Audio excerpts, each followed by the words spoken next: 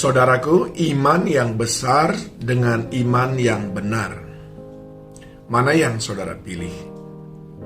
Tentu saja dua-duanya sangat-sangat baik dan penting.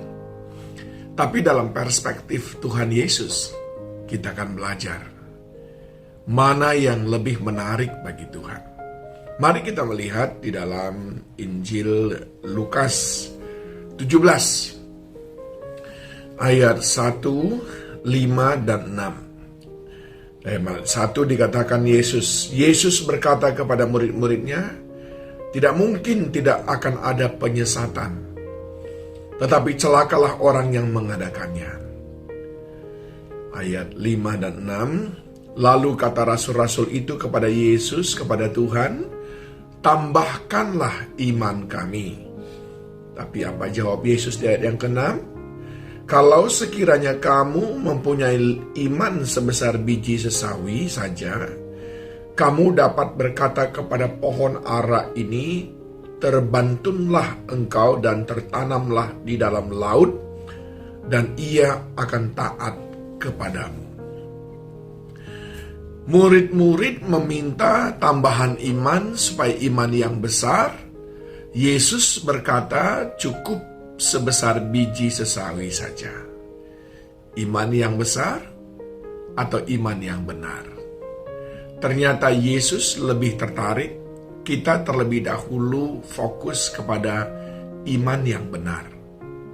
Nah, belajar tentang iman yang benar tidaklah pantas rasanya, tidaklah lengkap kalau kita tidak belajar kepada bapa orang beriman, yaitu Abraham. Nah, bagaimana menurut Abraham tentang iman yang benar? Bagaimana ekspresi daripada iman Abraham? Rasul Paulus mencoba membuat summary-nya, ringkasannya di dalam Roma 4 ayat 18 sampai dengan 21. Saya membacakan bagi saudara, sebab sekalipun tidak ada dasar untuk berharap, namun Abraham berharap juga dan percaya bahwa ia akan menjadi bapa banyak bangsa menurut yang telah difirmankan. Demikianlah banyaknya nanti keturunanmu.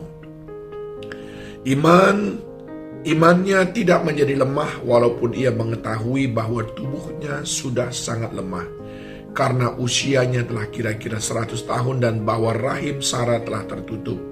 Tetapi terhadap janji Allah ia tidak bimbang karena ketidakpercayaan, malah ia diperkuat dalam imannya dan ia memuliakan Allah. Dengan penuh keyakinan bahwa Allah berkuasa untuk melaksanakan apa yang telah dijanjikannya. Dari bacaan ini paling tidak ada 3 ekspresi iman yang benar yang diajarkan oleh Abraham kepada kita. Yang pertama adalah iman yang benar, iman yang didasari oleh firman Tuhan. Bukan oleh kesaksian orang lain, tapi betul-betul didasari oleh firman Tuhan. Itu kita lihat di dalam ayat yang ke-18 tadi. Sebab sekalipun tidak ada dasar untuk berharap, namun Abraham berharap juga dan percaya bahwa ia akan menjadi bapa banyak bangsa menurut yang telah difirmankan. Iman yang benar adalah iman yang didasari oleh firman.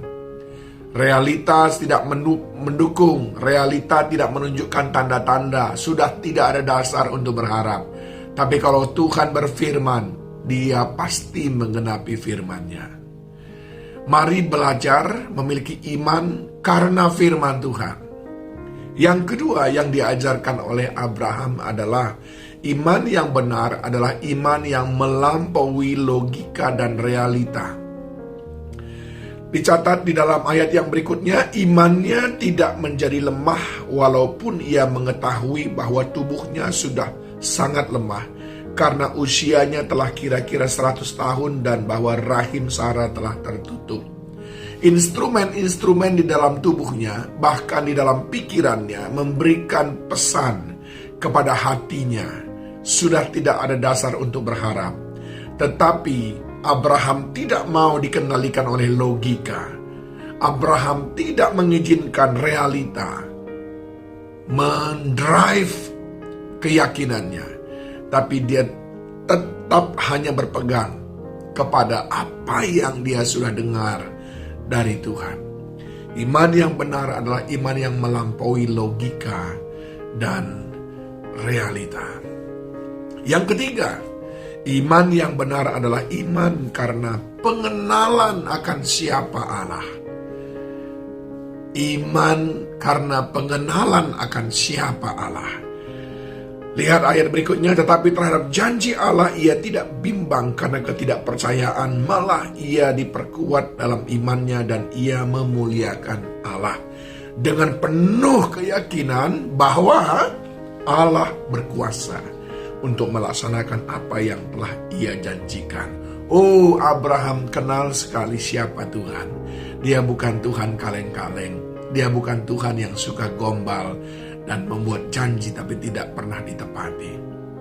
Abraham juga mengenal dengan baik siapa Tuhan, bahwa tidak ada kekurangan padanya. Potensinya, kuasanya melampaui, mengatasi segalanya. Kalau dia belum memberi bukan karena dia tidak sanggup. Kalau dia belum memberi bukan karena dia tidak punya. Tapi tentu ada alasan yang lain. Dan imannya tetap dipeliharanya karena mengenal dengan Tuhan. Mengenal Tuhan dengan sangat baik. Iman yang besar, baik.